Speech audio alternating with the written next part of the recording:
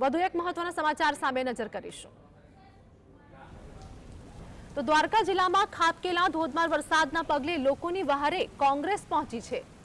દ્વારકામાં ધોધમાર વરસાદ અને આ સાથે જ કોંગ્રેસની ટીમ ત્યાં પહોંચી। કોંગ્રેસ ડેલિગેટની ટીમે દ્વારકા જિલ્લા કલેક્ટર સમક્ષ આવેદનપત્ર આપ્યું છે। ગઈકાલે દ્વારકા જિલ્લા વરસાદ પ્રભાવિત સ્થળની મુલાકાત લીધી હતી અને આ સાથે જ કોંગ્રેસ ટીમ ત્યાં પહોંચી છે। ખેડૂતો તેમજ પૂર પ્રભાવિત લોકોને તુરંત સહાય આપવા માંગ કરવામાં આવી છે। તો કલ્યાણપુર તાલુકામાં ખેતરો તેમજ અનેક મકાન નુકસાન હોવાની વાત પણ સામે આવી અને આ સાથે જ તાત્કાલિક ધોરણે સરકારે કેસ્ટ્રોલ આપી તાત્કાલિક સર્વે કરાવી સહાય ચૂકવવાની પણ માંગ કરી છે।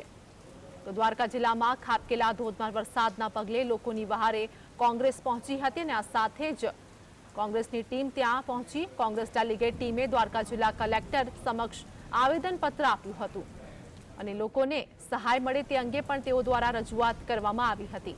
તો ગઈકાલે દ્વારકા જિલ્લા વરસાદ પ્રભાવિત સ્થળની મુલાકાત લીધી હતી। ખેડૂતો તેમજ પૂર પ્રભાવિત લોકોને તુરંત સહાય આપવા માંગ કરવામાં આવી છે।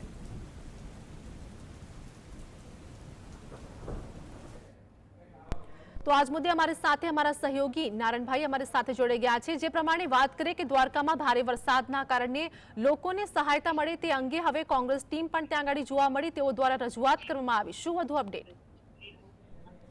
જી, વાત કરવામાં આવે તો દેવભૂમિ દ્વારકા જિલ્લામાં સતત પડેલા વરસાદને લઈને નુકસાની થઈ હોય ત્યારે દેવભૂમિ દ્વારકા જિલ્લાના કોંગ્રેસ અને આજુબાજુના ગામડાના તમામ લોકો છે આજરોજ કલેક્ટર ઓફિસે આવેદન દેવા પહોંચ્યા હતા અને આપણી સાથે જ પાલભાઈ આંબલિયા જોડાયા છે, તેમની સાથે જ આપણે વાતચીત કરશું। જી પાલભાઈ, દ્વારકા જિલ્લામાં છેલ્લા 4-5 દિવસની અંદર મોસમનો ફૂલ વરસાદ એક નહીં ડબલ વરસાદ થાય ને એટલો વરસાદ પડ્યો છે। કારણ કે આજથી 5 દિવસ પહેલા દ્વારકાની વેબસાઇટ ઉપર જુઓ તો લગભગ 40-45% વરસાદ હતો અને અત્યારે જોશો તો 237% વરસાદ છે। એટલે એક મોસમનો નહીં 2 મોસમનો વરસાદ 4 દિવસમાં પડી જાય તો ખેતરો હોય એ નદીઓમાં ફેરવાઈ જાય। જ્યાં પાણી ક્યારેય ના ગયું હોય ત્યાં પાણી પહોંચ્યું છે। લોકો ગરીબોની ઘર વખરી પલળી ગઈ છે, ખેડૂતોના ખેતરો તો નદી જ થઈ ગયા છે। એટલે આ તમામ મુદ્દાઓને લઈ અને અત્યારે કલેક્ટરશ્રીને રજૂઆત કરવા આવ્યા હતા અને કલેક્ટરશ્રી પાસે એમાં માંગ પણ મૂકી છે કે જે ખેડૂતોને પાક છેલ્લી 1 તારીખથી આજ દિવસ સુધી પાણીમાં ડૂબેલો છે એને સર્વે કરવાની જરૂર જ નથી। એ તો ઓલરેડી પાક મૃતપાય અને નષ્ટ પામ્યો છે અને આ સર્વે છે એ તલાટી મંત્રી કે ગ્રામ સેવકના માધ્યમથી નહીં, જે જમીન ધોવાણ થયું છે એ ગ્રામ સેવકો એના માટે એન્જિનિયરોની ટીમ અહીંયા આવે અને રાવલ અને એની આસપાસના ગામો જે છે એ વરસાદનો કહેર તો છે જ પણ હારે હારે માનવીય ભૂલ છે, તંત્રની ભૂલ છે। એની ઉપરના જે 2 ડેમ છે એ ડેમમાં પાણી છોડવાની જે શું કઈ મેનેજમેન્ટ હોવું જોઈએ, આ મેનેજમેન્ટ ન હોવાના કારણે આ રાવલ છે એ જળબંબાકાર થયું છે। કારણ કે રાવલની ઉપરનો જે વર્તુ ડેમ છે એ જ્યારે વરસાદની આગાહી હતી, દ્વારકા રેડ એલર્ટ હતું, ત્યારે એના પાણી છોડી દેવાની જરૂર હતી પણ નહીં, એમાં જ્યાં સુધી ઓવરફ્લો ન થાય ત્યાં સુધી પાણી છોડવામાં ન આવ્યું, રોકી રાખવામાં આવ્યું અને પછી થયું એવું કે વરસાદી પાણી અને ડેમમાં હતું એ પાણી હવે એ ત્યાંથી વર્તુનું પાણી, સોરઠીનું પાણી અને એના સિવાયની એક ત્રીજી નદી, આ 3 પાણી જે બેફામ રીતે આવ્યા જેના કારણે રાવલ અને એની આસપાસના ચંદ્રાવાળા હોય કે ગોરાણા હોય કે રાણપૈડા હોય કે આવા તમામ ગામો જે છે એ ગામોના ખેતરો આજે નદીઓ થઈ ગયા છે। આજે ત્યારે ભાઈ એક આવ્યા હતા મારી સાથે, એમનું મકાન આખે કુદી તાણીને લઈ ગઈ છે, કૂવો તાણીને લઈ ગઈ છે। તો આ ખેડૂતે 35-40 લાખ રૂપિયાનું જયારે નુકસાન થયું હોય તેમ છતાં આજે 3-4 દિવસ થવા છતાં હજી કોઈ ત્યાં તંત્રએ ભાવ પૂછવા નથી જતું।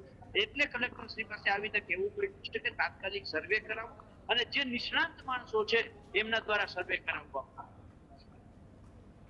જે રીતના વાત કરવામાં આવે છે કે પાલભાઈ આંબલિયા સાથે આપણે વાતચીત કરી, ખેડૂત નેતા છે, તેઓએ હાલ જણાવ્યું છે કે ગ્રામ સેવક અને તલાટી સર્વે ન કરે અને જે સરકાર દ્વારા જે એન્જિનિયરો જે છે ખેતીના જે એ લોકો આવી અને સર્વે કરે તેવી હાલ માંગણી કરી રહ્યા છે। જી બિલકુલ નારાયણ, પણ જે પ્રમાણે વાત કરીએ કે દ્વારકાની અંદર જે દ્રશ્યો સામે આવ્યા છે તે દરમિયાન તે લોકો દ્વારા રજૂઆત કરવામાં આવી કલેક્ટર કચેરી ખાતે, જે કલેક્ટરને આવેદનપત્ર પાઠવવામાં આવ્યું, પરંતુ રજૂઆત કરવામાં આવી છે। શું લાગે છે તે લોકોને સહાય મળશે? મદદ ક્યાં સુધી પહોંચાડવામાં આવશે?